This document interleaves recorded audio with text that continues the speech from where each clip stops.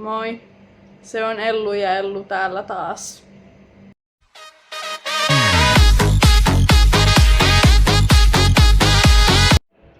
Kello on nyt noin 1:30 ja mä jäin just yksin kotiin. En tiedä kuinka kauaksi aikaa, mutta nyt ainakin pariksi tunniksi. Ja mä ajattelin tosiaankin kuvata tällaista yksin kotona vlogia. Elikkä siis tervetuloa seuraamaan mun päivää nyt sitten tosiaankin.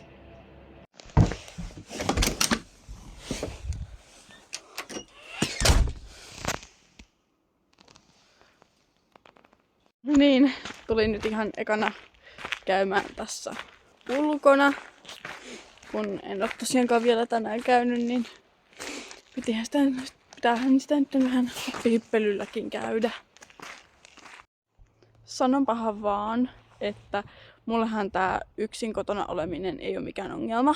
Että mä pystyn ihan hyvin olemaan niinku useamman tunnin putkeen yksin kotona. Tohon ollaan rakentamassa poroaitaa. Eli kyllä, kuulitte oikein. Meille on tulossa poroja. No niin, olen nyt saapunut takaisin tänne sisälle. Ja nyt pitäisi enää vaan keksiä jotain tekemistä täällä.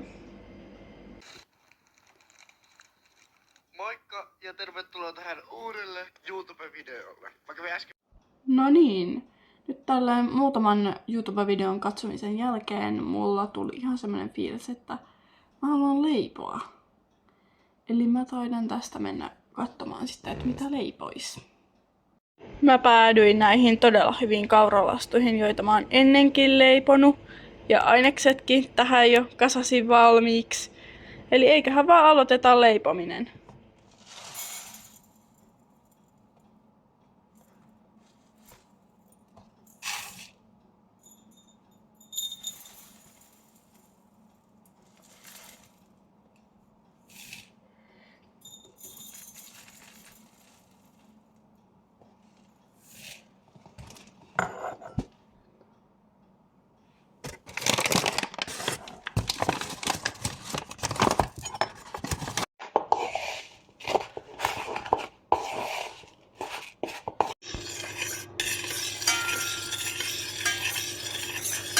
Sitten vielä kananmuna. No niin, siinä on nyt valmis taikina. Ja siinä uunipelti. Enää täytyy vaan laittaa nokareita pellille ja uuniin. Eikä tietenkin otetaan, että uuni lämpiää. Mä pistin sen aika myöhään lämpeämään, kun mä unohdin.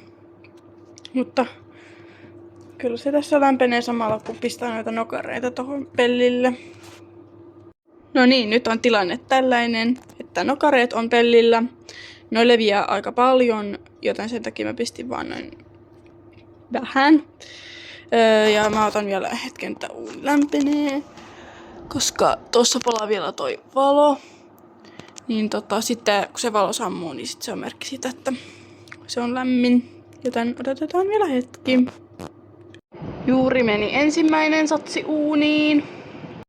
No niin, siinä on nyt toinen ja viimeinen satsi odottamassa uuniin pääsemistä. Mulla ei ollut tosiaankaan mitään hajua, missä se matala pelti on, eikä aikaa etsiä sitä, joten mä otin nyt tämän korkean pellin. Mutta kyllä tääkin käy ihan hyvin.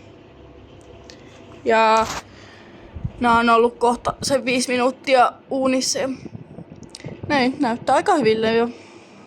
Toinen satsi meni just uuniin. Ja tää on täällä tää eka pelti. Ei nää levinnytkään sitten ihan hirveästi, mitä ennen on levinnyt, mutta ei se mitään. Toinen pellillinen tuli just uunista tähän jäähtymään. Ja niin kuin varmasti näette, niin pöydänkin kerkäsin jo putsata.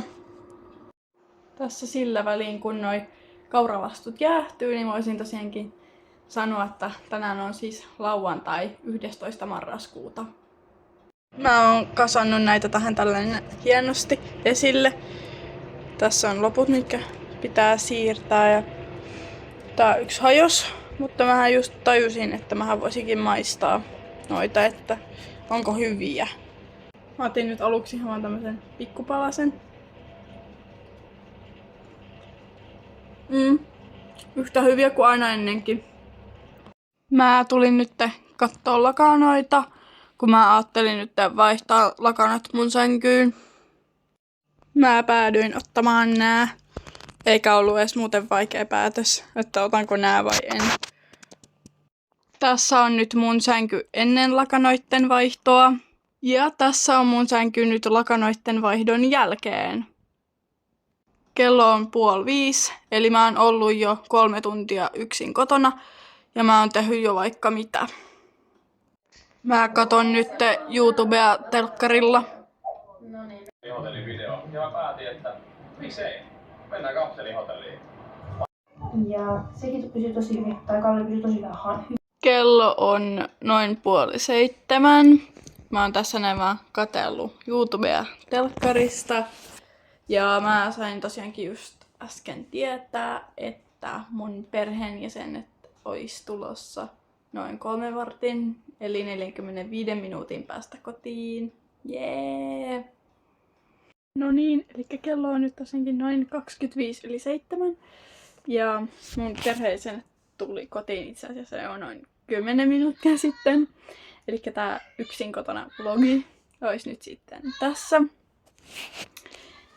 Eli joo, ihan kivaa ja kiitos jos katsoit tän videon ihan tänne loppuun asti. Niin ei mulla oikeastaan muuta. Moikka!